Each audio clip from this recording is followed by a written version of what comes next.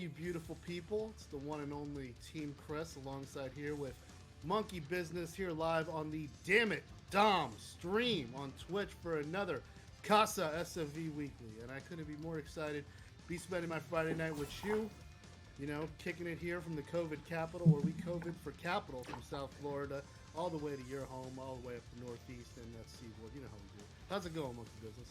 I'm doing good. My state's doing pretty good too. Happy to not be in the COVID capital, but much more happy to be safe here in my own home, the Casa residence. We got plenty of guests tonight. Among them are Sage and MadameBison for our first match. Sage coming up with Nash, who I believe has a pretty canon matchup against the character Bison. It's going to be nice to see this play out here on Casa. We got Laura on the line, but player pride too, and it's really hard for the Nash player to maintain pride against Bison in this matchup. Nash is a character who relies on projectiles to condition you, controlling space, and then kind of using them to rush you down as well by using slower versions of Sonic Boom. But no matter what, Bison will have so many ways to bypass projectiles, whether going through them or over them, with Devil's Reverse, other air options. I'd be pretty worried for any Nash player in this matchup situation, but you can overcome it if only you rush Bison down and keep him cornered when you get the chance. Yeah. So Sage and MadameBison are going to give us the chance to either witness the canon be reaffirmed with Bison killing Nash, or maybe this is a new ending. Liking the Alpha 2 reference you're dropping there, MonkeyBizness. Yeah, I didn't know it was Alpha 2. That's that Alpha 2, yeah, if I recall correctly. Bison shoots him off a cliff with a helicopter. Spoilers, yeah. Alpha 2's getting a lot of love on Fightcade, so if you're getting back into that game, I just ruined the ending for you. But, meanwhile, great game. Learn Alpha Counter. But, in the meantime, you know, I feel like I have this opinion, MonkeyBizness, that, like, you know, if you've been gnashing it out for this long in the game, for this many seasons, I mean, for Season 5, and then the extended Season V coming up, I feel like Nash players have a bit more swagger, a bit more confidence, and he's introducing the V-Skill 2 into the mix, not using the V-Trigger 1, which creates some very fun jank overhead situation, like that overhead that's +2 on block. What? I lost the first attack to that. Okay, so just got blocked. But one thing I like to see in this matchup too, not just the lore, but it's who can master the forward dash, because Nash's forward dash and his ability to check dashes could also really come in handy as well. Well, right now, looks like we're moving towards the right corner as we catch up, fast-forwarding into the match. And this is exactly where Nash wants to jump out, right? Does so pretty successfully. It now has a V-Trigger activation at the ready to make any buffer hurt. Doesn't really get a strong combo off his V-Trigger activation, probably expected to be on the other side, but Nash can't actually cross through the opponent if the opponent's cornered. Yeah, once you get that standing forward to the face with those booms, and no V-reversal in sight, he doesn't want to. I want to be able to keep it. Maybe I can get some head stomps, but oh, the air-to-air. Sage with that mad confidence. And also, it looked like earlier the spacing was working against him. He had the right reads with that toward Fierce. So watch out for him to be able to connect with that more against MadameBison. Yep, really valuable crush counter. You can see him tossing it out right there, but getting jumped in on as a result instead. MadameBison pursues some Moki, does a delayed little crouch light punch. There we go. They caught him fishing with that low forward there. Now he's one tap away from a stun. And the one tap came with the trade. It's going to be enough to seal this round, no problem. Pretty high meter for both players. I think we're going to be seeing an explosive round 3. Both these characters need EX moves, EX meter all the time. Nash EX Boom, +3 on first release, +2 on the second one. Puts him in right point blank. I know we're going to see it from Sage at some point. It's a question of when. I like how that moonsault, low profiles with Devil's Reverse there. Yeah, Sage has a lot of tools at his disposal here. Crouch medium kick, though, is one that's always there. It put in some work, but he got jumped in on swinging a heavier button. Looks like he got counter hit by that jumped in. So MadameBison tying up the life, taking a little life lead now, and following in. Again, responses to the Devil's Reverse. Not happening. This man has found a new religion to escape that. Oh, but MadameBison keeps it coming. Oh, the wake up super though. Did he hit a button? Yes, he did. Bad Bison. He's alive though, but Nash gets an amazing setup. He can get meaty crouch leg kick for a full combo. Overheads on the table. Oh, it is off the table now. He's getting punished for it. MadameBison gets the Oki. It is a guaranteed 50-50 situation. Sage had that V reversal. You know you can use it to get away pretty reliably, so blocking in clutch situations is a common choice for Nash. And his especially stand guarding there in the clutch, because also being aware of those options, denying it what they get from that overhead. But remember, we made overheads a little extra unsafe, so guarantees that punish there. MadameBison just gets that throw that at the end, because you just don't, in that situation, you just don't want to get crush countered. So it's like getting thrown is like, all right, I gotta respect that kill. Damn dictators. Sonic boom straight into the corner. Sage uses the heavy boom. Definitely keeps the opponent in check. Was mad plus off that spacing of heavy boom. This is the same Sage, by the way, that's a Dragon Ball player, so he's pretty familiar with the idea of wanting the opponent in the corner, where you can make everything hurt a lot more and make it hurt continuously. But MadameBison, neutral jumping, Psycho, Devil's reversing, pretty uncontested, is full screen away now.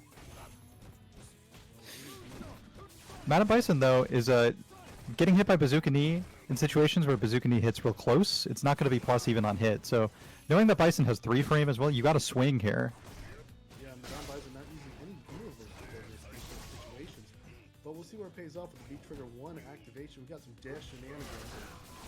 You can be a big fan of Devil's Reverse. V-Trigger 1 benefits a lot more from having more EX meters, so you can cancel specials into specials, and MadameBison is pretty meter starved right now, so we still have dash through mix-ups, but you don't want to corner yourself, so MadameBison recreates the corner situation and gets crush countered. Big meter steal for Sage.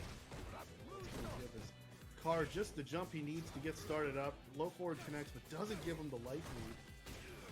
It was a counter punish instead, and MadameBison, out of conversion range of Sage's attempted a combo, and just is able to swing a medium kick, check whatever Sage had coming next for that combo attempt. Man, you hate that situation. It's at that spacing where you're just unsure. Sometimes you got to go for the light scythe or just something to get that knockdown, finish that combo. But I could see he wanted to kill it, I respect that. Yeah, there's always a different kind of conversion, especially on counter hit, that you can use to reach. It just takes a lot of awareness. And it's going to take a lot more awareness to not get stunned here. Sage, one tap away, a one-hit throw with, oh, yeah, certainly will. That is, it's an interesting combo. And Sage with full resources chose not to super there. The EX Boom got eaten up by Psycho Ball, so no conversion on what would have been a pretty strong combo and mix-up. All that means spent, great V reversal now. It's going to make Sage has to work uphill now. He's against the ropes. Yet Sage also with no resources, still has to deal with one more layer of Psycho Ball, and does so with his face, dashing into his first loss in this bracket. MadameBison moves on pretty clean, 2-0 over Sage. Dragon Ball takes clutch, so I trust Sage to maybe come back later. Yeah, I mean, it's a bummer, it was 2-0. Like, MadameBison did a great job of closing out the sets, but I really like some of the sequences and the reaction that Sage put in. You could definitely see that he's it's a seasoned Nash, the way that I like to put it. Good balance of offense and defense, and hope to see more from him later on in the Casa. Yeah, definitely going to see more from MadameBison, who's sitting pretty uncontested, just like Bison was when he killed Nash originally. The story lore has been confirmed and affirmed here in Casa. We don't break the rules. We just break Nash's face. The other half of it got broken this time. He's going to have to hold 2 hands over it at the character select portrait now. But is it really lore if it's a different Bison that killed him? Because, I mean, Bison's always switching bodies out here. See, I actually don't know the lore that deep, so that's all on you to explain to us. Tell us the story if you like. Well, see, he switches bodies and spirits with Rose, because they're like 2 sides of the same soul, or something.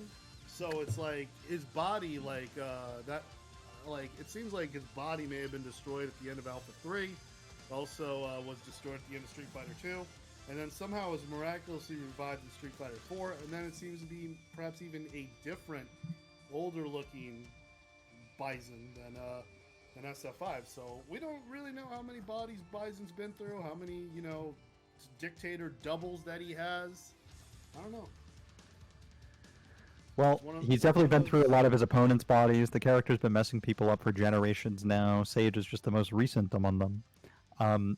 New characters, though. Characters that have yet to be canonically messed up by Bison. KOThePoet is playing G. G is one of those new characters. And he's going to be going up against Ayasen Sensei, who I am not familiar with whatsoever, but am excited to make conjecture as soon as they join this lobby here. That's right, because we love telling stories about characters' avatars in the lobby. I respect it. Yeah. even player names, levels, any information we can get. I did notice that MadameBison was level 69. If you keep playing Battle Lounge, you'll never actually rank that up. So that's my advice. Keep it optimal. Beautiful. That's right. Just using it for the right spaces, you know. I mean, this is similar to when I done commentary for Cap vs SK 2, and then some. Oh, we got an avatar change here. Hold up. KOThePoet probably knows, you know, that we probably talked that on the stream, and he's like, no, I'm gonna mix it up. I got a picture of Mika now. Maybe it's a shout out to me, an actual Mika player, despite my Abigail avatar on the stream. Could be kissing up to the commentators, trying to reverse the curse. I definitely respect that KOThePoet. I mean, when I'm playing CVS too, the commentating it rather, and there's the two players engage in their extended button checks, so to speak. You know, the kind of button checks you see in Asian tournaments where they practice their bread and butters for like 2 minutes, and then, okay, you ready? I'm ready. Yeah, thumbs up. Yeah, you know, and they always pick like odd characters, like for instance, Todo or Rugal or Juri. And, as far as I know, Rugal is a boss character that's banned, right? No, not in CVS 2. God Rugal, Ultimate Rugal in some circles is banned. But in Cap vs SK 2, Rugal's fine. He just sucks. Nice. But yeah, and then they go and they pick their top tier A Groove, Blanco, Relento, and Claw. So yeah, I'm familiar with that in CVS 2 for sure. We think we're gonna see some characters, and then we're like, nah, we're just gonna pent fences like Boss. But I respect that, man. I think it's one of the greatest fighting games ever made, and I still play it and love it. So it looks like ISN Sensei here, the Sensei, is bringing out the Rikishi, the Yokozuna, the newest addition to the cast. Well, one of the newest additions, the Season 4 edition, E Honda. Yeah, that's Edmund. There's some info in the chat from Marvisto, a fellow Honda player, Honda Brethren, said Ayusen Sensei is back from the bathroom. I appear to be taking a number 2, but not the Fang kind of number 2, the bodily function kind of number 2. So fresh out of the sumo or the sauna bathroom, maybe, is this Honda player feeling relaxed, ready to take on the day? You have a lot more to take on than just a day, though, because it's G, and he's got a gun, dude. That's a double-barreled shotgun. Indeed. We'll see what happens. This is a heavyweight battle. Both of these characters can definitely deal out the damage. You know, and I don't think Honda's getting enough love in these Flavor of the Month tier lists. Like, I think Honda's got some tools that's being overlooked. His offense is great. He's using the V skill too, so that's going to add some frame advantage on those hands. Just what we want to see. So, if you're a fan of slaps, you know, we got you covered here. Yeah, definitely. Every Honda player has you covered in that regard. If you're a fan of butt slams in particular, you'll see plenty of that too. No other character can provide that. That's right, and you can get it without an OnlyFans account here in Casa. Oh man, he had that counter hit, meaty, stand strong, flicked it, and then he was somehow out of range for that command grab. That's rare. Yeah, the poet is dealing with some interesting miscues there. Is this the little chunk of gray life that could? You know that was G. So a little too far for Chip here, maybe. It's only it's a full jump in instead. Yeah, I was a little worried about the activation distance there. G Super is the best chip super in the game. It activates in 3 frames. It covers almost the whole screen. But Honda, anti-air as well. Absolutely, I mean, and it has such height. And Ayusen Sensei was just at the perfect spot. Maybe even knowing that it was coming. You know, and he didn't. I thought, like, you know, maybe they would need a butt slam to go over it, but that doesn't seem to be the case. Good punish there after that straight. Oh, even better counter with the neutral against that headbutt. Normally the headbutt does win that trade. Has great anti-air properties. You don't believe me? Jump on a Honda who has a charge.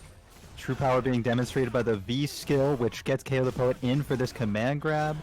Gonna end the V trigger combo here. Had to use a lot of the V trigger just using V skill, but this command grab, even with no levels, not enough to kill. Regular throw does it though. My heart twisted a little bit when he missed that second opportunity there. He could definitely close it out. Didn't have enough meter the first time, but when you don't want to blow it when you land 2 command grabs from G. That was a forward heavy punch from G. Is actually a punishable normal, -4. Honda can tag that for sure. Ayusen Sensei just opted for the heavy punch, applied some gray life. And that's really scary where he does that stagger step forward. You know, he looks like he's within range where the command grab hits and the jab whiffs. That's what we call the sweet spot.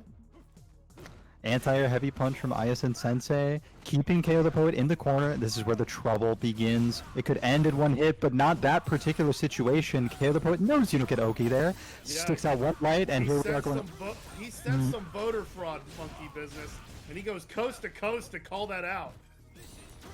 The whole electoral college in on the conspiracy. That is the overhead. He said, now stand up, but Honda was ducking, blocking only with his face. Couldn't tell you block. The conspiracy though. How many times do we get hit with? Do people get hit with that overhead, mashing jab? Because the jab whiffs, but somehow that kick just finds a way. It's a long range overhead, and as G, you also have a pretty long range low threat with your crouch medium kick. Crouch medium kick has great frame data, considering its use and range.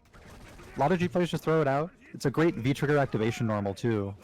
So overheads are even more successful when G has VTC at the ready. Respecting that V skill too with hands. It creates a very scary frame trap with the advantage it gets. Yeah, I'm not sure if that stand light kick from Honda is a 4-frame normal, but if it is, it definitely could have been a punish. I mean, I saw him punish a similar move earlier with that conversion. It looked great. Got him out of the corner too. Oh wow, the reach on that. I know you Birdie players with crouching strong are a little jealous seeing that one. You jealous of this crouch counter damage? I'm jealous of everything. Oh, interrupts the command grab. Yeah, that's the luck you gotta be jealous of. Back throw into the corner is normally such a great situation starter, but Aya Sensei wasn't able to make the most of it. Got tagged with punish just by a little low shimmy from KO, making sure the opponent doesn't walk away from it either. Yeah, it's definitely deadly when G gets a shimmy game built, because that opens everything else. Wow, I like how he uses that V skill to go air to air after that exchange. That's an interesting setup. Sensei up against the ropes here. KOThePoet probably want to crouch medium punch in that situation. Only that one's cancelable, not stand, so big combo opportunity lost there, but KO is just one away from VTC, just has to get a small V skill, and then he'll, okay, taking damage works too. Plus 10. Switching sides is the priority for KO, knowing that you need to make a corner situation happen to mount this comeback, but already looking at a V-trigger, maybe building super at the end of this combo though, and that will certainly be enough to kill. Oh, he didn't actually do it. Well, you can definitely kill here. Yeah, that's an easy link into super, hopefully not too high. No, definitely not too high. Might have missed 1 or 2 hits, but you only needed 1. Yeah, see a couple hits missed there. Not that KO cared. Still going up 2-0, still being elected in the winners round 1 part of whatever election we're hosting here in the Casa. Yeah, we're voting by mail. Sensei absolutely wasn't able to capitalize on some big opportunities there to maybe steal some seats and swing some votes his way. Hopefully he makes up for it in the losers bracket. Impressive stuff by KOThePoet there.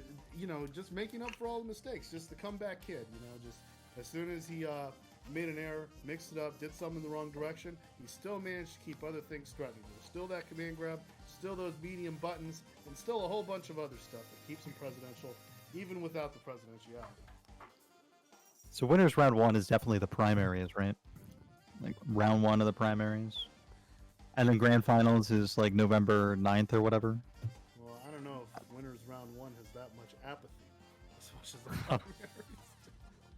Yeah, I guess we care more about winners round 1 than most of the country cares about the first round of the primaries. You're right.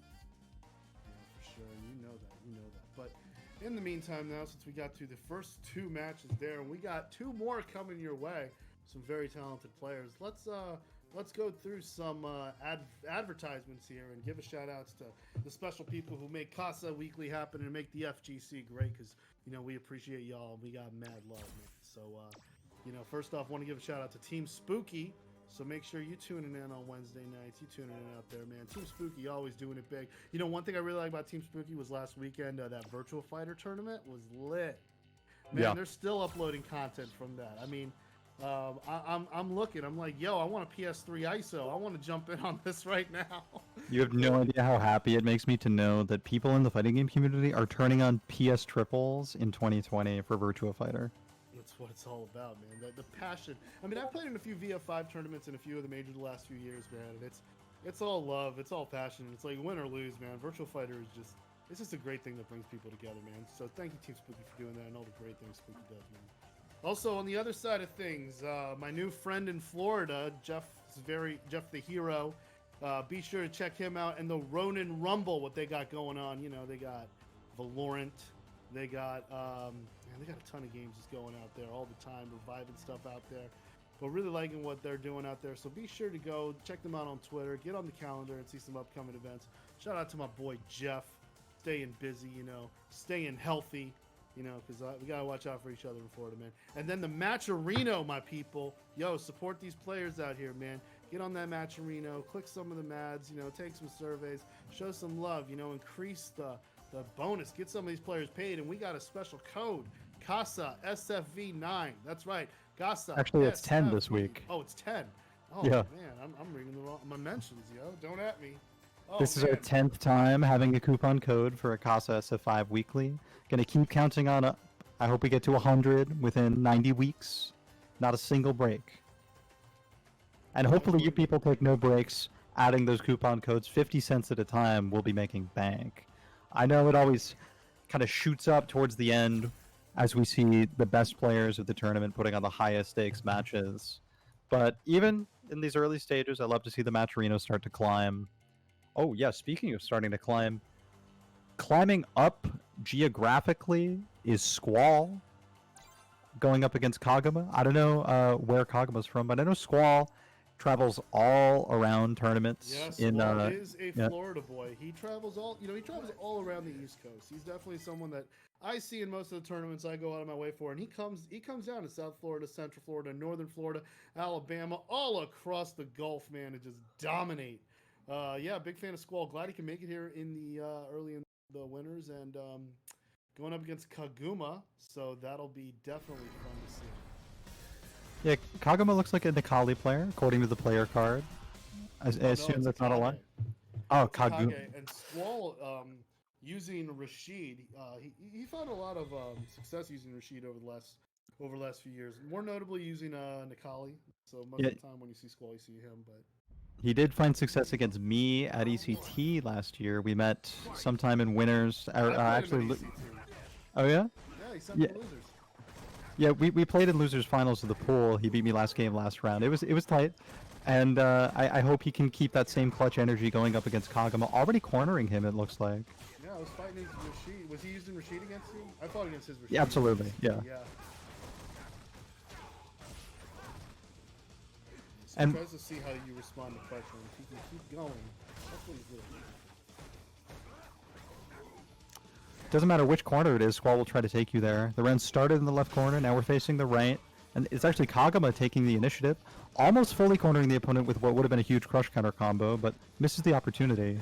Kaguma still has a lot of resources to make it work though. VT activation on the table. Yeah, and that's V-Trigger 1, so it's going to be that big, giant twister. Yeah, it's a cheap V-Trigger in the sense that it's 2 bars, in the sense that it... It's V-Trigger 2. Yeah, it's skill 2, trigger 1. Yeah. Yeah. And that's usually what I haven't seen Squall use the other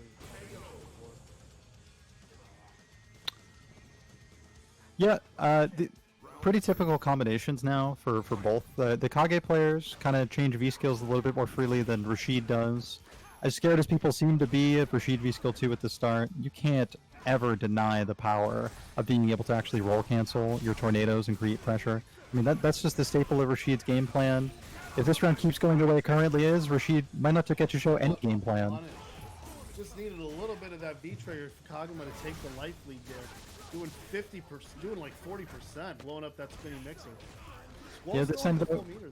Yeah, he got the second V-skill attempt from Kaguma got exploded just by the height of the Rashid VT2 whirlwind kick. That tornado is so hard to go over. Only a few characters can do it. Bison Devil's Reverse is among them. A couple perfectly timed jumps, but it's not going to be Kage V-skill 2, even with V-Trigger. And that's why we see Squall posing, looking pretty comfortable here. Indeed, Kaguma's going to stay the course here. And, you know, I definitely saw some good technology here from his Kage, and Squall's just able to just convert more and more often. That's a good place, though, for Squall to choose to not convert and instead walk to the other side to preserve the corner situation. He definitely knew he could have heavy mixered there, but just didn't want to. Yeah, that's a veteran tactic. He knows he's got control of the neutral. When the neutral is on his side, you can make those kind of decisions. You can ease up on the gas and just give yourself the more scenic route.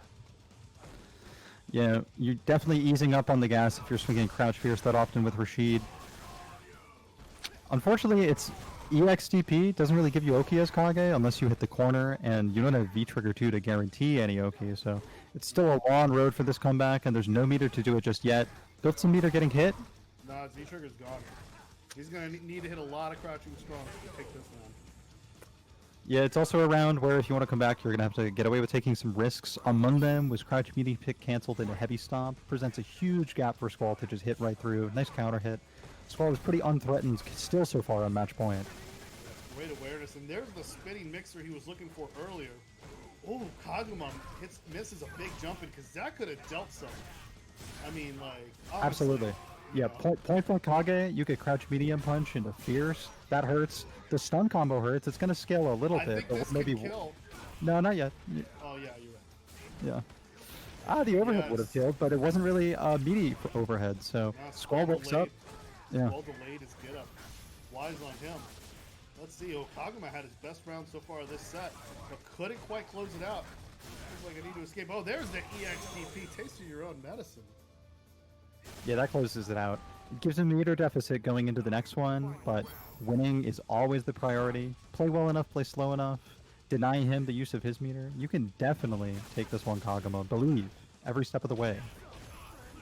Yeah, he's just gonna have to come strong, and he's gonna have to connect with another one of that V trigger again, because when that V trigger connected, it was a Kage Hame Ha. But that's the choice you have to make now. Oh, you see, you have to choose between V reversal to get out of this corner and V trigger to try and actually win the round with a comeback, and it's going to have to be a comeback with a life deficit this steep. It's not going to be stun, even though stun's pretty close. Just running out of life now is Kaguma, running out of winner's bracket. Tail tucked between legs, going to have to come back later because it's Squall. Moving on. Pretty clean 2-0. Again. Yeah, with the stand forward, like, hey, my character's got pokes too. Yeah, stand medium kick is a pretty unique normal. Not often is your standard poke something that actually moves you forward, even despite the pushback on block. Like, you can use that to actually get in on people slowly, one at a time, especially if they get hit by it. You can just do another one for a free check. Very safe normal. That's why you see it as a closer from Squall. And it also presents a very good alternative to have in the mix to just throwing out spinning mixer all the time. So you don't need to use spinning mixer and that -2 mix-up to keep pressing forward and advancing. Exactly as you mentioned. Like, you could get a little bit of a safer poke there. Not as rewarding, but depends on your perspectives. Right, yeah. We did not see any Rashid specials that set. -2 into EX Mixer. Yeah. So coming up next on the agenda, we got another Florida boy. We got ShinMatt, who has been playing over in the Juicy Weekly tournaments. I know he's been winning a whole bunch of those. ShinMatt, who also does commentary for South Florida events, but is definitely one of the stronger South Florida players. Usually alternates between Dictator and Juri. I expect to see those are the two. Has Urian once in a blue moon, but those are the two characters using a lot of. More so Juri lately, but Bison's still there. I mean, he made the Super League Amateur 5v5 for South Florida as well, using his Bison. And going up against Marvisto, who we've seen a ton of. Excellent, consistent finisher in the top 8, sometimes top 4. Ryu, Honda in the mix. Always two exciting characters to see. Top 8, sometimes top 4, sometimes top 2. Marvisto is very familiar here. But if you're familiar with Juri is another question. Usually in this tournament, if someone's playing Juri, it's either Marlon or Alex Smith, and I don't think I've seen Marvisto against any of those two, or ShinMatt, who I'm just being introduced to now for the first time. Partially thanks to you, Chris, for introducing the player and their region rep. Shout out to course, Juice. yeah. Well, yeah, you know, he's one of the boys who's traveled with me as well, and just good all-around player, you know. But yeah, exactly. Like, and if you don't know the Juri matchup, it shows. Like, when people sometimes in tournaments, my Chun-Li, I'll run into people who don't know how to deal with Kikosho, or how to block against it. And I'm like, oh man, I'm gonna be so cheap with this. And if you don't know how to react to what Juri's pressure could do, her deceptive anti-airing, which is like insane, and also just her shenanigans with her dash punches, and I mean, and also at the same time, like you have to get the experience from actually fighting her too, because a lot of her frame data says she's negative AF on a ton of her normals, but trust me, she's not. She's not at a disadvantage, especially when you got those airborne normals as well. Yeah, there's a lot of powerful tools to choose from with Juri. A lot of different tools to cancel into. We already see ShinMatt having 2 new tools to cancel into thanks to getting those Fuha stores in. We've got medium and light. Light is the fireball, medium's the combo starter that's unsafe on block. And you can cancel one into the other as soon as you get that VT at the ready. And that's why I had to call it out, right? 2-bar VT right, from Juri, and it instantly creates all this corner carry on every hit. That's right, ShinMatt, a master of the feng shui. And he keeps it neat. Oh no! But the EX pinwheel. Yeah, from miles away, by the way. Honda converts hard with VT1 there. Just takes some damage on the V-reversal, and so we return to neutral, which ends with a headbutt on command. Backdash. Oh, ShinMatt. Didn't mean to backdash there. That's crazy. That's why you fish with those things. That's normally a spot that's very safe to backdash, so he also definitely could have meant to do so. It's one of Juri's best movement tools. I'm up there with Cammy in terms of backdash recovery and distance. And backdash into Fuha store is a Juri staple. Got medium Fuha at the ready for maybe one big damage combo. Safe on block on the Fuha store. Heavy Fuha's here for a VT activation is very plus. As soon as ShinMatt chooses to do it, there it is. Doesn't do it on hit, right? Want to save it for block, get the good situation. Looks like the neutral rubber carrier, but oh, Marvisto, what jumping, crossing up, connecting with that V skill too. And there's the butt slam. ShinMatt was too busy hitting some buttons. Got a face full of the business. Marvisto goes up 1-0. Yeah, that's very nutritious butt slam there with the Kappa costume. All the seaweed, that's Japan's superfood right there, by the way. So, good dietary recommendation from Marvisto, piloting Kappa Honda. Very proud of Marvisto for picking this amazing costume, seriously. We need all the superfoods and phytonutrients we need to survive in Florida. Did you see how Juri's DP autocorrected so unfortunately to the opposite side? Yeah, but I like that anti-air there. Using the roundhouse heavy pinwheel to beat the stop sign. Not many moves do that. And this is one thing that's really strong from ShinMatt. ShinMatt is really good at bouncing back from the rocks. He could really start it off with a head full of steam. But now he's cornered there. Marvisto could really get a good payoff here. Yeah, you said head full of steam. That is Marvisto right now with the V trigger, literally steaming, fresh out the Sento. If he dies, he did. I was gonna the overhead, but what a whiff punish! Wake up, stand leg kick, whiff punish. You know, I think his intention's to check movement, see if somebody's trying to get away with a fake dash for Oki, but when it whiff punishes something, God, that makes you look even cooler. Congrats to ShinMatt now. ShinMatt getting one on the board here, looking to tie this thing up against Marvisto. Smart side switch from ShinMatt, not just for the mix-up potential, but also just because now Marvisto's a little closer to the corner, and the V-reversal does that too. That was a good V-reversal because Marvisto had V-skill too. Now he's got it active again. And so the V-reversal counts as a hit to remove the V-skill from Honda? No, not the V-skill. No, it's just the frame advantage that he gets from the hands on block. I'll rephrase the question after the game. Okay. Cool.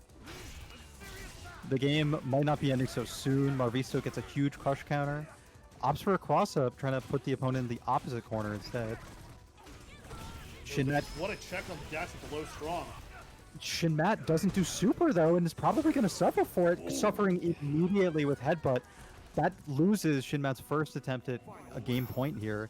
Marvisto can now seal it. ShinMatt doesn't want to feel that way. You know, I'm not going to say it's choking, but not using the meter that will end the match instantly, just unfortunate, right? But it was probably committed to safety. Didn't want to use the super, not really looking to confirm. Yeah, he doesn't block the cross-up butt slam, but that doesn't stop his effort.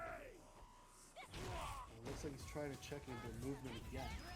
But at the same time, try not to overcommit or jump around and get hit. Straight up again. Can't afford to do that.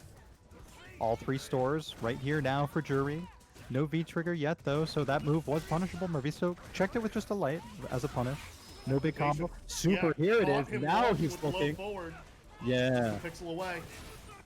Every time from full screen, somehow the headbutt gets Marvisto right back in, but the medium kick is there like it always is to keep opponents out as ShinMatt ties it up 1-1. Yeah, we definitely have a tie game there. And also at the same time, I mean, maybe sometimes, you know, you just get shocked that it didn't get the kill. You're like, they still have a pixel. And maybe ShinMatt was looking to hit something or just not seeing that butt slam happen. So the wake up butt slam smart, but ShinMatt was able to just keep on converting, even in the face of obstacles.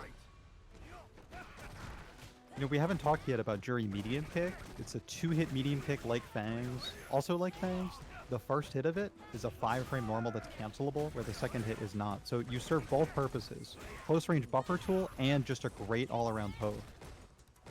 And that wall crusher as well, able to catch him with the Hazanshu like move. Good block on the overhead by Marvisto. Good response using the butt slam. A great tool for getting out of the corner there. It looks like an overhead, but it's medium Fuha from Juri. Big combo starter. Can go over some stuff. Use it as a pseudo shimmy tool sometimes. Unable to anti-air ShinMatt, so now he's stuck in the corner. But Marvisto's not really pursuing. Knows with this life lead and the threat of headbutt or dash up command grab, you can take this no problem. That's crazy. I don't know what ShinMatt was looking for because he was waiting for you. I mean, you saw the last few rounds he converted by checking Marvisto on the dash, by checking his movement. Making sure, you know, he didn't irresponsibly walk forward, but then he dashes up and EX Oichos. Credit to Marvisto for the confidence there, but how will ShinMatt respond to that? Yeah, it's confidence that's earned after so many rounds that ended just with full screen headbutts. ShinMatt had finally started being very careful of those tools. But you don't have to be careful when you throw out Hazanshu into VTC, and now the corner situation is almost unbearable. Thankfully, Honda V-Reversal pushes the opponent all the way back. Yeah, those V-Reversals have worked very clutch in this final fight for Marvisto. Now with one setup, he can take it home. But ShinMatt is a full meter. He could tie it up, send it to the final round. Oh, the air reset works in Marvisto's favor, able to get those hands in the right places. Oh, yeah, the hand in the right place, directly on the head of the opponent as you put them... Shell-shocked! Yeah. Yo, that's the game over screen, Turtles in Time? Shell-shocked. We're all shocked every time we get command grabbed. Whether it's a dash from half screen, or in a situation like that, when all of your instincts are telling you, don't get hit by Honda buffering into headbutt, don't get hit by raw headbutt. There he is, working his way in with normals as a shield. That EX command grab range is always deceptive, and when it's Marvisto piloting it, it seems like people just aren't ready. For sure, for sure. Man, that was good. I mean, ShinMatt had some good responses there. I like some of the counters he came up with. ShinMatt's always a very strong, shows his cards like in the second fight. That's usually where he has developed a bit of an identity of being a comeback player. But Marvisto just was able to get those conversions, was able to keep it going, and you know, I think Honda's a better character than people think. Yeah, that opinion is becoming more common. There's been a couple showings, at least here in the US, with Honda players, not just on Casa. The stock is rising up slowly, but soon the butt slam business will be booming. It is going to be an industry. Yeah, and Marvisto is a big investor, for sure. There's definitely some other characters I think who are flying under the radar, and I mean with flying colors. And one of those I would definitely have to say is, I think Claw as well. I think Claw is having a great Season 5.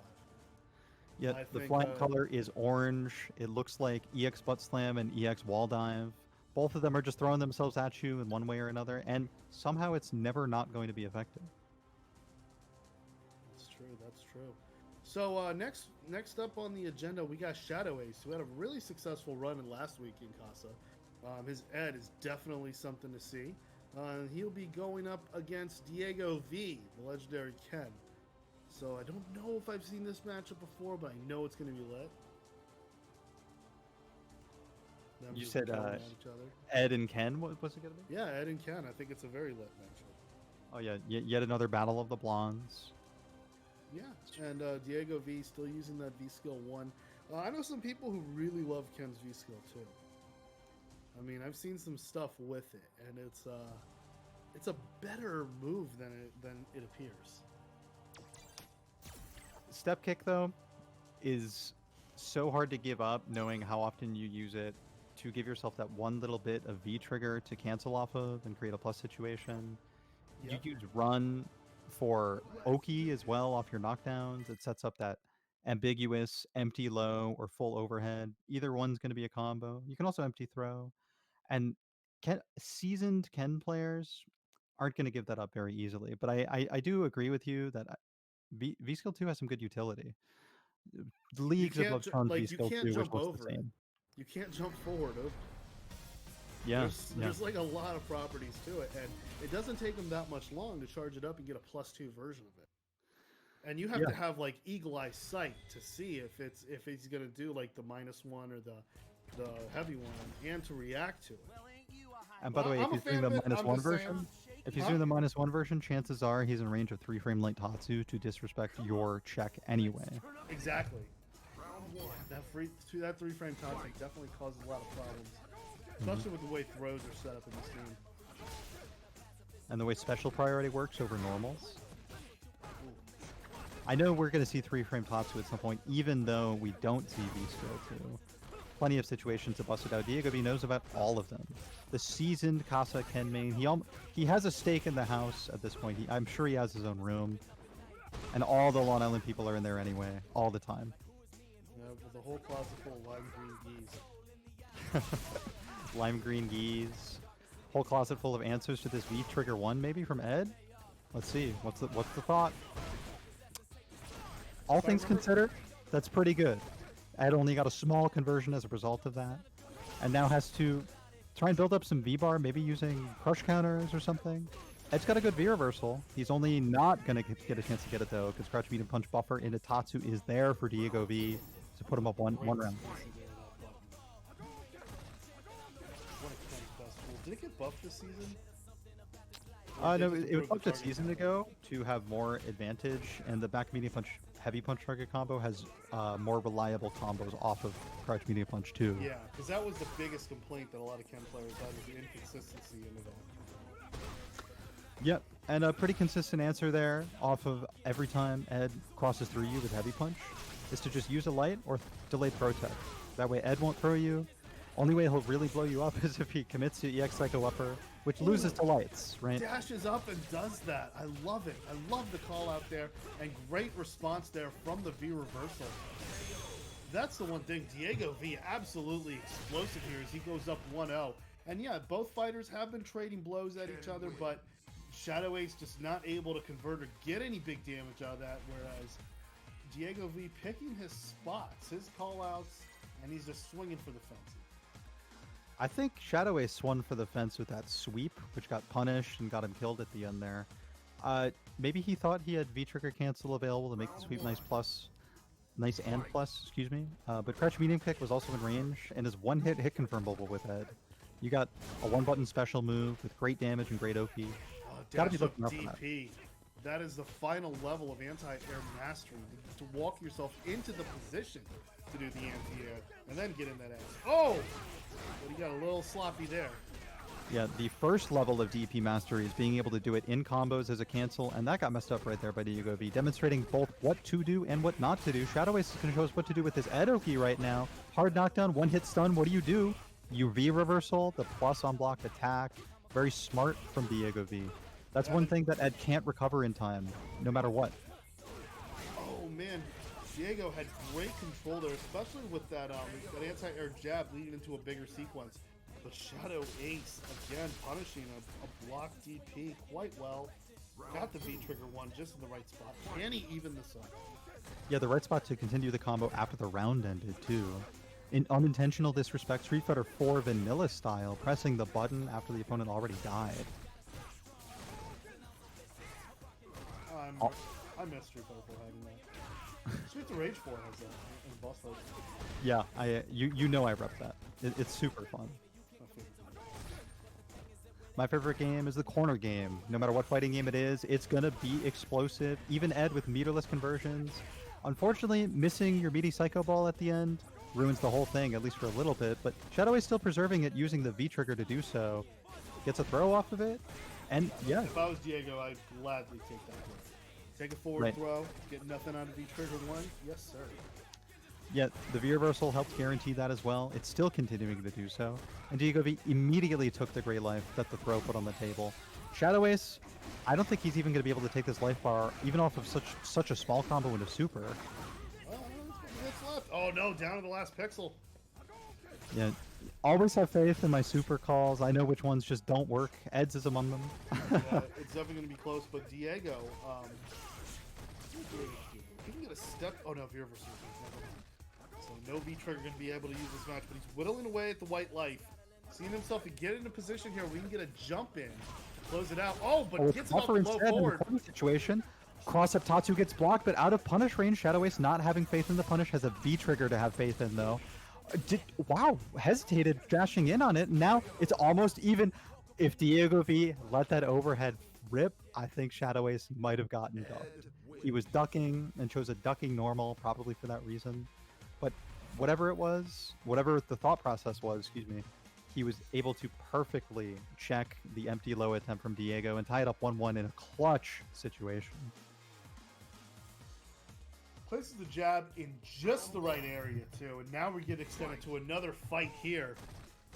Going into the final set here. Oh, what a jump in against that V-skill again. I love the way Diego's been responding and reacting when Shadow Ace busts out that grappling hook or that Zelda Ocarina of Time style long shot. Diego knows exactly where to place himself. Yeah, Ed players love to see how much they can get out of the slow V-skill stuff, but reactive players like Diego just don't let it happen very easily, and that's when Ed's game plan gets so much more difficult. Having to rely on some normals, kind of bulldogging in. This time he gets the V-skill and the mix-up situation afterwards.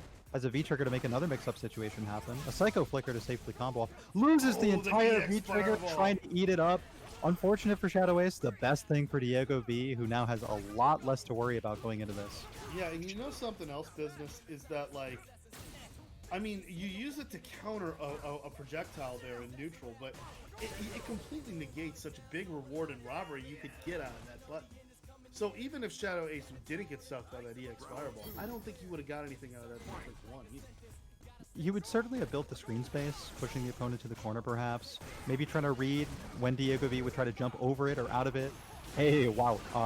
I guess he read a DP there, and that's a meaty setup. Same side. Yep, that is definitely meaty. Shadow Ace bringing out the paleo diet to try to push it to a final round.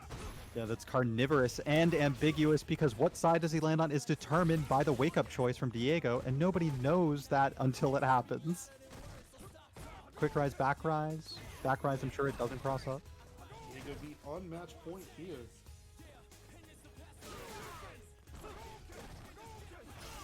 On match point, but about maybe on round combo point? It could kill overhead combo. Yeah, fix the overhead, but he's like, psych, guillotine anyway. Forward dash after the block stun.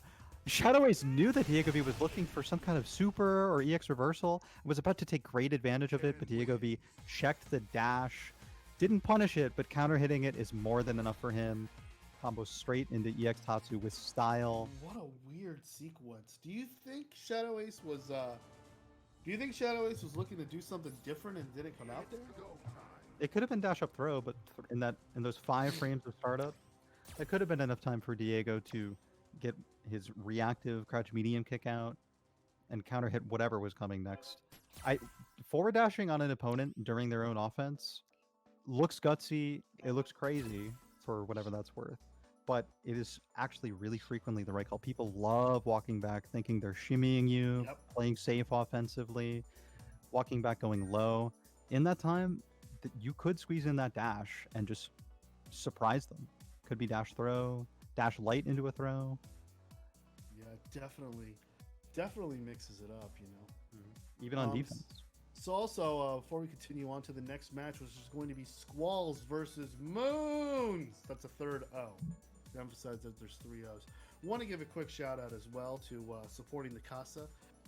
Be sure to follow us on Teespring and Patreon. Okay, so pitch in on that Patreon, get yourself some good exclusive content out there. out here making the FGC great. And then also a special shout out to my boys over on the Reddit, R Street Fighter. You know, they're running that West Coast tournament tonight, East Coast tournament on Mondays. But be sure to go check it out there. Get yourself some quality conversation. You might learn something from Super Joe Monday, who's actually a really great guy. I met him in person at EVO. He's the real deal. Yeah, so be sure to like that on Reddit Street Fighter. And again, support us on the Matcherino, people. Casa SFV10. That is, yes, I stand corrected. Thank you, guys. So we're just waiting for Moons to get his 3 O's together. And yeah, he does. He's back.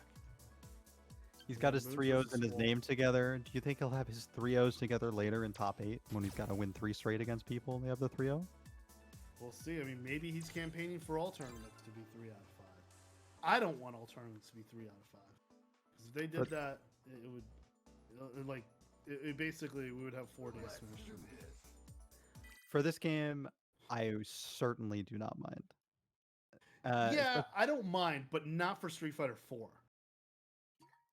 Yeah, good thing. Yeah. Kasa's not running that yet. I'm sure there's a rule set being determined, though. We know Bunch is a huge Street Fighter 4 fan.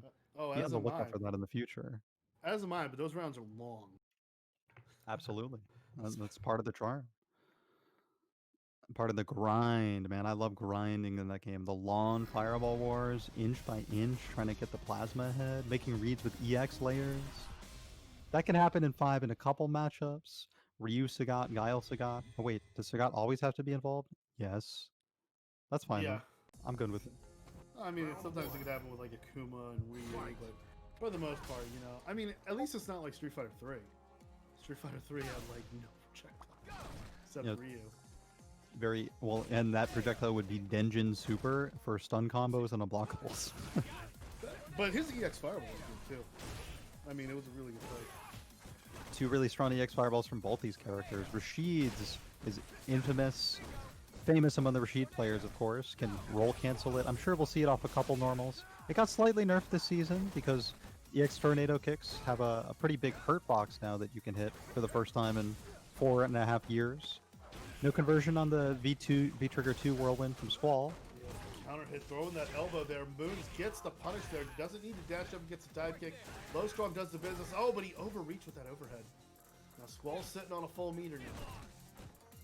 Full meter with which eventually you'll be able to chip if Moons comes off of the V reversal, which she does by going into trigger. But Squalls doesn't opt for chip. Uses EX instead, looking for 1 hit, and he gets it, pursuing with the crouch light.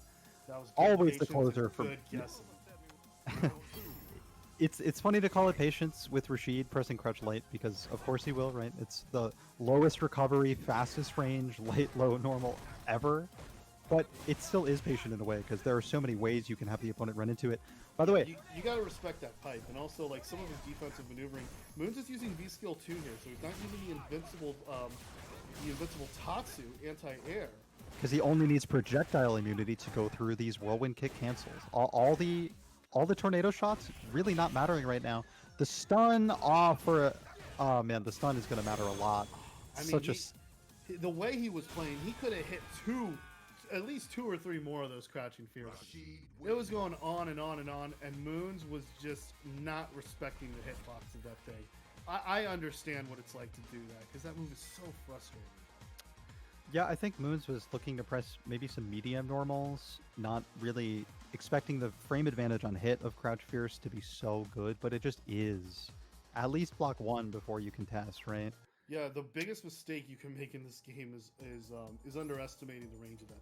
So it looks like we are going to do some character select screen consultation. So Moons is going to try to collect himself here. Maybe thinking about Bison, thinking of collecting all the mayoral tax dollars that Cody has and transferring them instead into a dictatorship.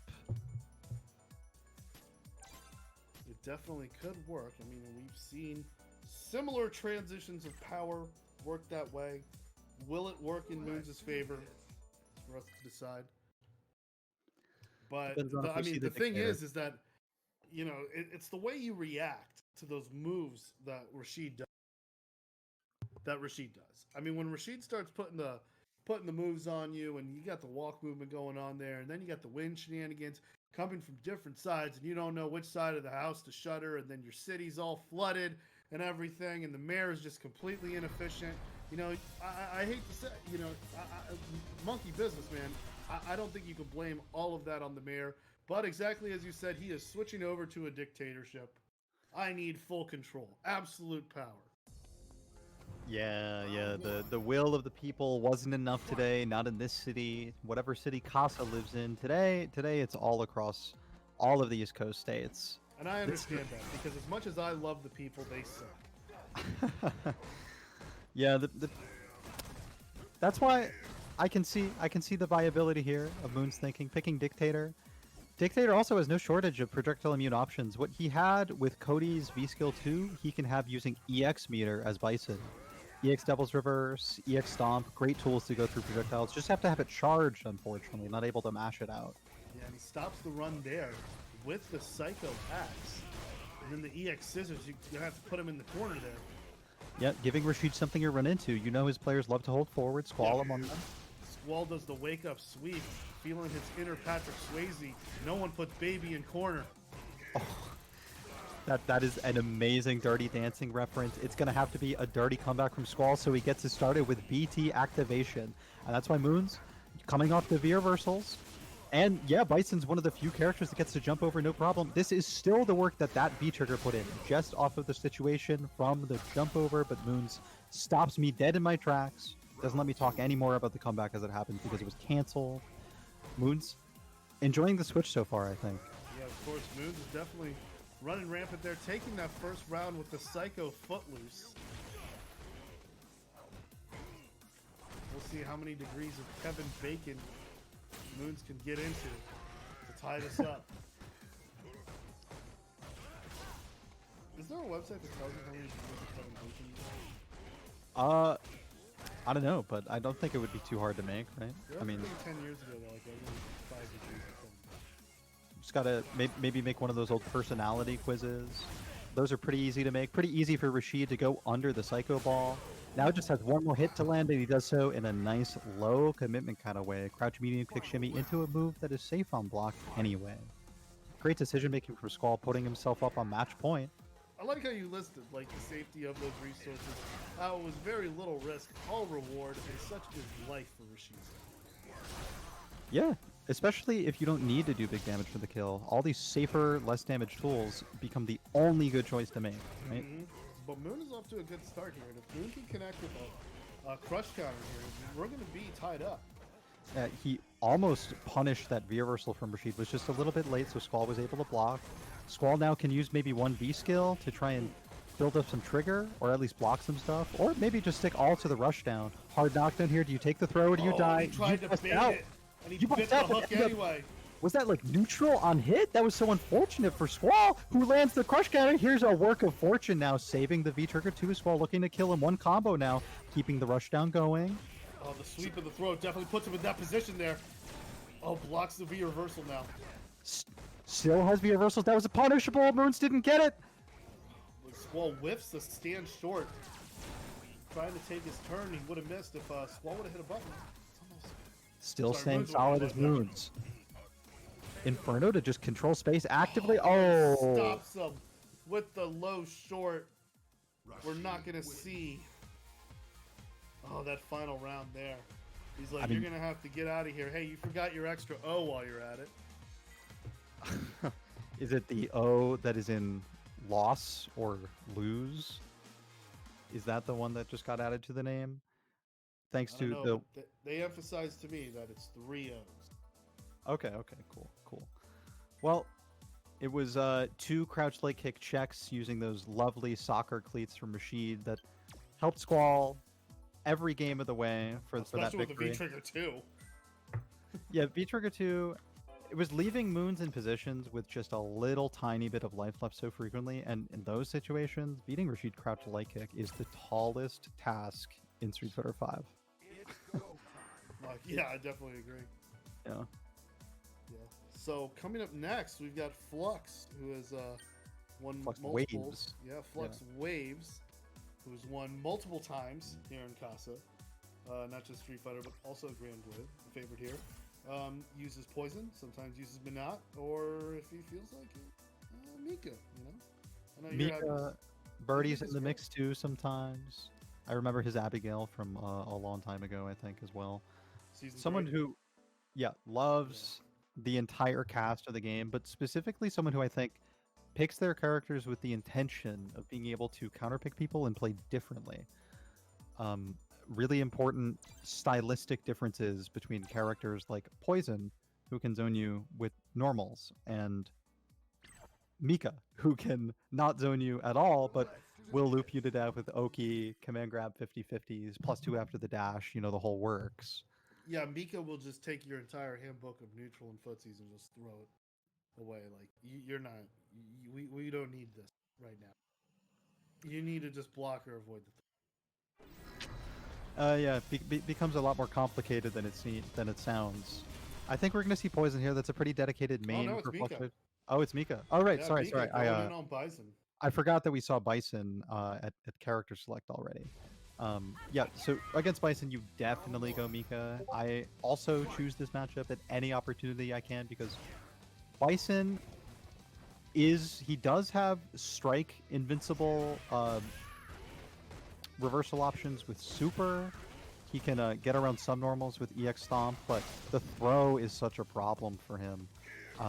As in, the loopable command grab is a problem. Yeah, but checking the dash and able to confirm with that toward fierce into the peaches. I'm a big fan of that conversion. Gets a big damage drive up and down. Bison escaping the corner there. Fluxwave takes the throw and takes the forward throw too, so there's no Psycho Axe afterwards. One of the benefits of taking slide activation.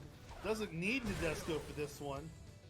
Yeah, that's the delayed unblockable. The Mika players have worked out the timing where if you respect and block everything in the sequence, which was a frame trap, forward heavy punch and medium punch, of course, the classic Mika frame trap, block that all, let Fluxwaves dash in, then suddenly Nadeshko's got the covering fire for the unblockable command grab setup. Big push counter here. Yeah, tried to interrupt it with the wrong button there. Was going to hold it in block. Looked like it was in the start there. Got the crush counter. That's the worst piece of you want. Fluxwaves is looking for super off of those frame traps into the target combo. One of Mika's most confirmable things. Not looking for super anymore, trying to pursue a stun instead. Now he's looking for super for a one-hit kill, for sure. Yeah, I like Fluxwave's response, going underneath the radar of the Devil's Reverse. Gets that movement there, able to make the move, work against MadameBison. You know, I think MadameBison got hit. Yeah, definitely dead, of course. I think MadameBison got hit trying to do crouch light punch anti-air with Bison. One of the... If you're late on reacting, that often does bail you out of jump-in situations, but Mika has a nice, tall jump heavy punch, and jumping backwards in the corner changes the anti-air circumstances a little bit, probably making that crouch light punch attempt not work as well, because MadameBison recovered from the throw attempt, and then switched to crouching when getting hit, so it must have been some kind of crouching button. It would make sense if it were crouch fierce, but then we would have seen a counter hit, so I'm not really sure. But hey, okay, it was definitely crouch light punch because we saw the attempt right there. It just whiffed. No punish on the command grab either. If Flux can get away with that for free. Oh, thought so. Trying to get that dash in there. Man, One hit taking great advantage. and that's when wake up jab comes in, so you can't guess wrong. They just can make a mistake that you can kill them off of. Man, and that's just courageous. And now a double pair of drop kicks, a wingless airplane. Cross up reset, actually commits to the cross up, messing up the inputs of MadameBison's reversal attempt, but with a lands the wake up throw. And that's throw loops, at least one. A little bit greedy for MadameBison to look for such a strong option to cancel into. Gave Fluxwaves plenty of time to get the reversal out in a safe way, and so MadameBison goes down without even being able to activate V-Trigger to seal that round. That's right, and now it's match point for Flux here. I mean, absolutely decisive. Yeah, Fluxwave feels pretty safe walking back. These lows aren't really being confirmed off of or into. I'm happy we're seeing them exist at all. As am I. Oh, dashes right through the stand fierce. MadameBison a little lucky there. This is the command grab though. Tries to get a reset, and oh, nothing. Good response with the throw. Fluxwave's Hurricane Rana's away. Crouch light punch low trade. jab again with the trade. Yep. As long as MadameBison has this life lead, it is worthwhile, but you're in great danger of losing it in the corner here. Activation, that's a guarantee. Oh, Fluxwavez actually held the Nadeshiko going for the long one, so wasn't able to throw the V-reversal off the cancel. One hit super. One throw will do this. Oh, stuffs the Devil's Reverse too. Now you have no meter, and it's going to be Suplex City for MadameBison on the loser. Yeah, no life here in winners. Here's some cool technical stuff actually demonstrated from Fluxwavez here. Normally, you can't do medium punch into super from Mika, but with Mika in the corner, you can. The super gains more range. Nobody has to know this except for the Mika player, but now you all know it anyway because Fluxwavez is willing to demonstrate. Thank you, Flux. And also demonstrating, you know, everything else that happened. The Deshko mix, unblockables, strong frame traps, very fundamentally sound Mika play. And, you know, people say that's an oxymoron, but how much of that round was really loopable command grabs and jump-ins? Not a lot, you know? And also the command grabs weren't really working in Flux's favor. That's actually the one thing MadameBison was able to successfully call out a few other times. But, I mean, it's all... You had some great hit confirms as well, checking against the dash. And not a lot of dropkick either. It was probably saw maybe 3 of them. I know... Yeah, there was an early crush counter. Yeah. It was that crush counter. We didn't see Brimstone much either. That's the actual loopable grab that Mika likes to use, especially keeping the opponent in the corner with it, where the Oki is at its strongest. And just normals and the threat of the command grab was more than enough, right? Yep, for sure. Definitely more than enough.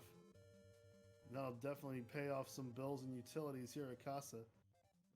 So next up on the agenda, we have Malcolm to the S. Malcolm underscore S, rather. Going up against Carlton Banks 17. I believe that's the Birdie player that we saw earlier. Oh, that's cool. Good to know. So Malcolm Strickland, I know as a Chun player from his most recent appearance in the Buffalo versus Massachusetts 7v7.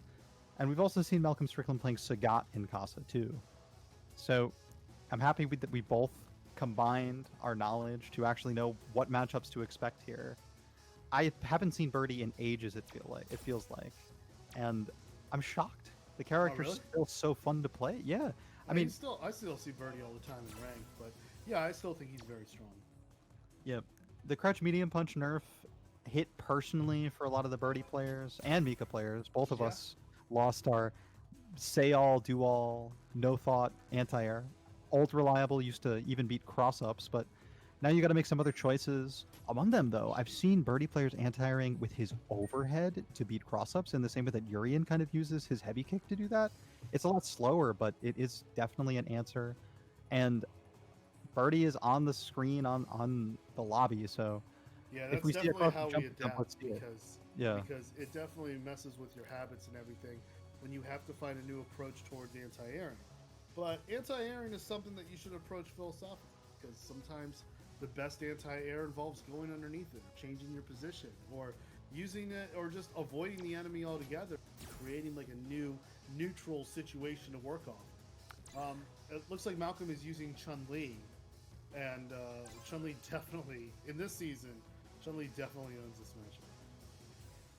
You think so? I think in season 2 it was probably 5-5, but throughout season 1 and season 4, I would say it was slightly in Chun's favor, maybe a half a point, but definitely now I feel like Chun-Li's got some. Like Chun-Li could always keep the pressure on Birdie. Like if you have godlike spacing and godlike neutral, I mean the Birdie has to hold a lot of offense, a lot of things coming towards it, but now, with the buffs that Chun-Li got, it gives her more access to doing bigger damage. And that was the one thing that was able to keep Birdie in the match, was the fact that he was able to hit you, and when he hit, it was able to pay off. So Birdie could take risks, because when the risks paid off, it paid for itself, basically. Yeah, I think the staple here for Chun players against Birdie is going to be following light Kikoken in. Birdie's really good at keeping players out and then staying in on his own terms off of one hit. He gets such great poking off Bullhorn. Oh, but we're already in the corner. It was all fast-forwarded, so I don't see exactly how we got here, but it seems to be we're staying here because of stand, heavy punch, and nice punishes, too. Yeah, great. That's the one thing that the Chun-Li player has to do. You have to punish the Birdie, because a lot of people struggle with punishing Birdie, especially when certain moves are spaced or timed a certain way, or you try to interrupt him and you think you can't. It's yeah, if you don't punish it, then Birdie has an extra level to his offense. You know, one thing that actually kind of naturally punishes Birdie's moves is Chun's V-Trigger 1, which is a much less common choice, but Malcolm Strickland plays it out of familiarity, and it's really good for stuffing armor. We haven't seen much EX Horn. I use V-Trigger 1 in this matchup. Yeah. It's either way, really, because V-Trigger 1 is great because, especially if you have an opponent that's very handsy with you, that's very bullying and everything, V-Trigger 1 says, okay, you want to get in my business now, I'm going to rush you down. And because everyone else, when V-Trigger 1 is popped out in neutral, and people want to play a more neutral-based matchup, they run away from V-Trigger 1. It's like having your spirit on Special and Revenge. I'm just going to, for N64, I'm just going to get up out the ring and phone a little bit, and wait for you to lose your finisher. But when Birdie's going in, and V-Trigger 1 can counter that so well. V-Trigger 2 is good because you can finish a match with a phone. Absolutely, right. Yeah, Converting off things that don't normally lead to that damage. Yeah, you don't want to neutral jump Birdie's tech either. That crouching strong is still good for that. And good check on the dash with the excellent reach of the low jab. Carlton, yeah, another Birdie staple. Not even in meter though. That's Pyrrhic victory for Malcolm Strickland, who maybe could have used some of that meter to convert off that counter hit forward medium punch. You have 5 frames to link EX legs if you want. But Malcolm's still holding onto the meter and still holding onto a comfortable life lead. A lot of it from Grey Life, a lot of it from small punishes. EX would have been good there to make sure that punish landed fully and did the most damage possible. You can definitely cancel it off Light Punch. Yeah, I like him saving the meter though, because if he needs it... Oh, great jump, calling out on the chain. There's the EX Horn. I foreshadowed it earlier. Right off of it as a wake-up option, we're now closer to the right corner than the left. Can makes that headbutt safe. Malcolm X knows not to punish that. Malcolm S, sorry. They rhyme. I'm watching Netflix documentaries, man. It's a great one to watch, absolutely. Yeah, the Who Killed Malcolm X documentary? Excellent. Netflix documentary is good. Okay, so Malcolm X has the, yeah, he could do it right here with the V-Trigger 1 conversion. See, you don't need to do that stylish buffering of the super motion with the stand fierce. It's awesome, it's godlike, and if you want to get by as a Chun-Li player, learn it. You can close out a lot of rounds with it. But if you got that V-Trigger 1, you can just hit it, then you can pop that trigger, do some extra moves, and that makes up for the damage scaling, and then able to connect on that super. And Malcolm S able to get that and put the first point on the board. Yeah, some extra moves is right, by the way. No matter what combination it was going to kill so long as it ended with super. And I think Malcolm S knew that as well. For sure.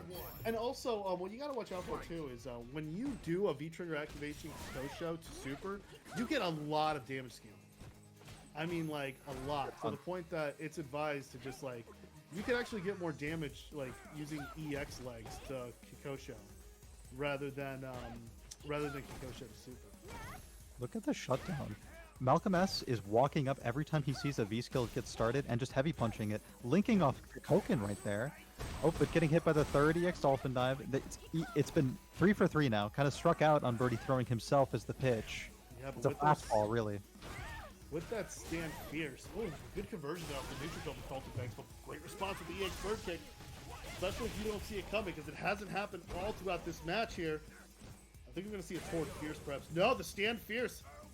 Carlton Banks is not respecting it enough, and now Malcolm S is on match point. And yeah, one great example, if you want to see, look at the top 8 of Capcom. I always say this a lot, but if you look at the top 8 of the Capcom Cup finals with Fudo, one of the best birdies in the world, whether it's him or Trashbox or whatever you think, or maybe some others as well, going up against Punk using Chun-Li. And if you see the neutral of that match, Punk absolutely dominated Fudo's main 3-0. And it was a rare 3-0 because there weren't too many of those in the top 32 bracket. I'll tell you that. Fudo has never done well against Punk in the history of this game.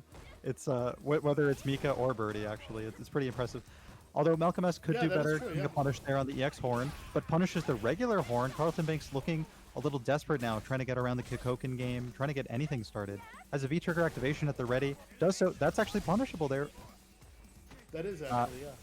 Yeah, Malcolm S just doesn't know and is respecting it as a result, unfortunately. Yeah, there's a 5-frame super. You could also get that gap. Also, if you want to stop time, you could just use the V trigger 1 as a flux capacitor and bring out the super. Right on cue, right immediately. That's a commentator's blessing from Chris, a fellow Chun player, I presume, giving Malcolm S the strength he needs to win 2 over Carlton Banks. Yeah, this matchup got a lot better for Chun-Li, but also to Malcolm S's credit, excellent command of the stand fierce, knowing when to I hate using this word, spam it, as some of you guys over on Twitter like to say. But also knowing when to back off with it. It is a broken button, but it can be jumped on. So, you know, you just use it in a position where it's like, oh, you're not. As soon as you see they don't respect it, bring it out. Spam, as you know, is a word that very much belongs in our language. As soon as I hear another player tell me, like, oh, because you spammed that, I'm like, yeah, well, you just told me what to use against you. You've seen Corey Gaming's video about spam, not just the history of the canned ham, but also the history of the fireball. It's a Corey classic. I think it's like 2 years old now, but it was at least at the time, it was definitely my favorite video of his. I think more professional commentators got to bring that word back, even if it sounds as unprofessional as it is. No, because it's not real. Like, anytime someone says spam, all it tells me is you can't deal with fire. Like, it's just because a long time ago you played Super Turbo and your friend had a Ryu that you couldn't beat, and he just shut you down with it, and then he caged you. And anytime you tried to jump over it, he was able to DP you. It's such a hilariously used term. You gotta learn to play around it. Of course, right? And that is always the indicator when the phrase is used, because I've been called things like a combo spammer in games like Mortal Kombat or even Street Fighter for just relying on combos to win rather than pure raw skill. You know, like those messages exist at bottom level fighting games everywhere. Yo, real you won't be seeing any of them from Alex Smith, who's been playing since 2007. Probably received more hate mail than any of us for his aggressive play style. Well, especially with his Abel in Street Fighter 4. Oh yeah, especially playing that character. He pulled off some significant upsets back in SF4 with Abel as well, if I recall. Well, yeah, I'm a huge fan of Alex Smith as a player and as a person. Definitely a cool guy. As a musician too. Yeah, and as a musician, yeah, I definitely get down to that. Everybody, he's just one talented dude. Yeah, gets to show his full self here on Casa. We had him in for the interview in the pre-show of the Buffalo versus Massachusetts 7v7 along with Cheesy T. Hope those of you that watched it enjoyed getting to know him as well. You've had plenty of other opportunities to get to know his Juri. This is just one of many, hopefully, in the future. And this time, your vehicle to see that happen will be the Ed from Shadow Ace, playing the band CPT colors, but we, I guess, are not CPT. So black and red it is. Evil Satsui no Hado Ed is here, Shadow Ace at the helm, ready to maybe take advantage, I don't know, of these training stage lines to blend in with that costume. Yeah, you know, I like the metallic gray. I think it's a good look. Is this like one of those EX 14 colors, I take it? Yes, I don't know the number. I'm not really quite interested in completely removing the color from my character. Well, it's pretty good, because we got black versus grid. You know, and as much as you can say, Alex Smith does blend in with the grid, but if Shadow Ace can hold the middle of the screen, looks like he can blend with that line. Yeah. Both of them kind of working it out strategically with the aesthetics. You know, and there he is. He's on the X, Y, and Z axis. Yeah, Shadow Ace activates that V-Skill V-Trigger 1. Now, we saw Shadow Ace earlier. Did he beat Shin? No, that was Marvisto. Yep. Shadow Ace gonna have to work out something against all this Fuha pressure. Alex Smith still has some more loaded, and even V-Skill cancel to get in. Shadow Ace blocked and throw. Fortunate defensive situation right there for him at first.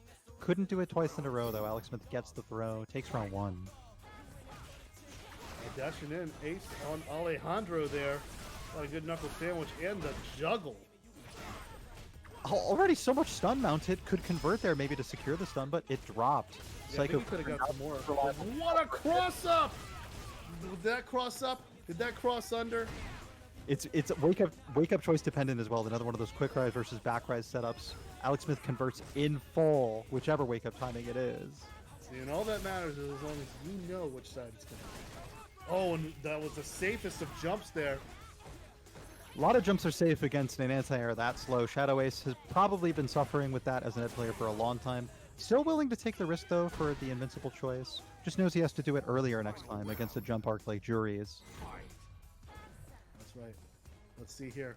El Eduardo Rojo has a full meter. Both players have full meter. Agreeing to tech the throw in that slightly negative situation. -2 for Ed. Alex Smith probably just thought that Shadow Ace was going to block. Yeah, they definitely increased the... Sorry, they made the flicker safer on block. What a conversion here. Not going to be anywhere near the kill, and Alex has a full set of resources besides those 2 charges, Fuha charges, I believe. Yeah, one of them just disappeared, but they don't matter much anymore because we're in VT1 and he has all of them until we're out of meter. He almost has all the real estate bought back too. Yeah, Alex Smith just melting away about a quick 50% of the life because he's that good with Feng Shui. That is You know, the same answer. Same answer twice in a row now for the Ed VT1. Shadow Ace is going to have to find a different answer or a different trigger because it's been nullified twice now, and with that goes his V-bar, the potential to V-reversal, but it still didn't quite matter for this first air game. reset, able to give Shadow Ace that advantageous, low, strong, taking care of business. Yeah, Shadow Ace pulling up one on the board there. I mean, Alex Smith's got some good neutral going on, had some good tools. I like the comeback he was mounting there early. But it just looks like Shadow Ace is just able to get around that defense and get the payoff. Round 1. Fight. Yeah, both are actually playing aggressive at the same time, so reading match flow and pace is a little difficult. But Wow, whip punishes with that V-skill. huge neutral jump for Alex Smith, and instantly gets the life lead on 1 hit compared to 2 small hits of Shadow Ace. Oh, EX hitting it again. Oh, but he responds with the EX. Okay. Shadow Ace is like, you know, respect is a 2-way street. Shadow Ace also knows that knowledge can be a 1-way street. You can exploit it when your opponent doesn't know. Shadow Ace looking smart, by the way. He activated V-Trigger when Alex Smith didn't have EX bar to go through the projectile. Oh, wow, neutral jumps through the stand fierce, and it's just like that. It's match point for Shadow Ace with that EX uppercut. Can he close it out? 2-0 on Alex Smith. What does Alex Smith have left in the tank? He's got 1 medium Fuha, which means 1 potential big combo, or 1 punishable special on block. Depends upon how it's landed. Walking forward, I guess, looking for pressure was Alex Smith, but Shadow Ace went for the instant back throw tech.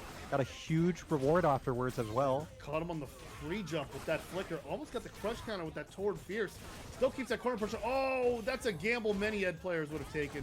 Good awareness by Alex Smith, though, but not much of a punish. Yeah, he probably thought he had another Fuha loaded, instead ended up loading a Fuha. Unfortunate for him, but he picks up a good combo, can get a 1-hit stun, or he could maybe get killed by this V-trigger situation. Alex Smith trying to get over, blocks it out. Exactly as you said, he's getting nothing out of that V-trigger one. Yeah, that's the 3rd time now, basically striking out. But Shadow Ace still has the life lead, still on match point. Proof of the strength of his neutral and decision making if he could win basically without V-trigger, but he's going up against Alex Smith, who... Oh, is he dead? Not No, quite yet. not quite, but he's still holding on to a full meter here. Alex Smith looking maybe for a chip. He just did Fuha. Alex Smith is about to get chipped out himself. Chip was fresh on the mind for both players, but it was a smarter idea for Shadow Ace because Shadow Ace had V-reversal while Alex Smith did not. And that'll send Shadow Ace decisively into the top 8 with an impressive victory over Alex Smith. And I couldn't be more excited. So with this talent that we got coming at you, it's down to 8 people. 1 will make it out of this Casa. But in the meantime, first off, let me just give a special shout out. I'd like to, before we check out right quick. So once again, man, really want to show some love over to Team Spooky. So, you know, and if you can, you know, subscribe to them on Twitch or on YouTube. You know, they definitely got some great content. Big fan of that Virtual Fighter tournament. I do want to say something also about their Grand Blue tournament they ran last week. Yeah. The level of play for US Grand Blue was the highest I had ever seen in the top 8. And most particularly, I want to give a shout out to DiegoV, who is for free the best Zoe in the world. And Japan cannot say a thing about that. I watched that Japan. Yeah. I'm sure they're watching Casa. US East Coast. Hey, you don't know, man. You don't We've know. got Hi-Fi retweet plenty. He's got global reach. Hi-Fi watches our tournaments in Florida. You know, we don't know. It just, you know, we play. You know, we just play. And if they want to come out and the people see it, you know, then that's what. But what better stage for that top talent though than Team Spooky? Because you know, there's a lot of pride going on there. A lot of people want to.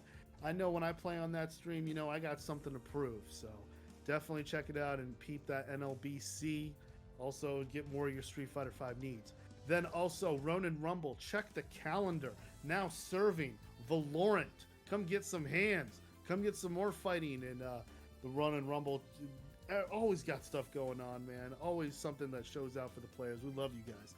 And for those of you showing out to the players, be sure to show some love on the Matcherino. You know, click around, fill some surveys, get some players paid, and also use that code Casa SFV10. Casa SFVDS. You know what it's about. In the meantime, we are getting ready for top 8, putting together all the bells and whistles and pyrotechnics and love. And we're going to take ourselves a quick break. At least I am. I need to get myself hydrated and re-energized. But don't go nowhere because we still got the best of the best.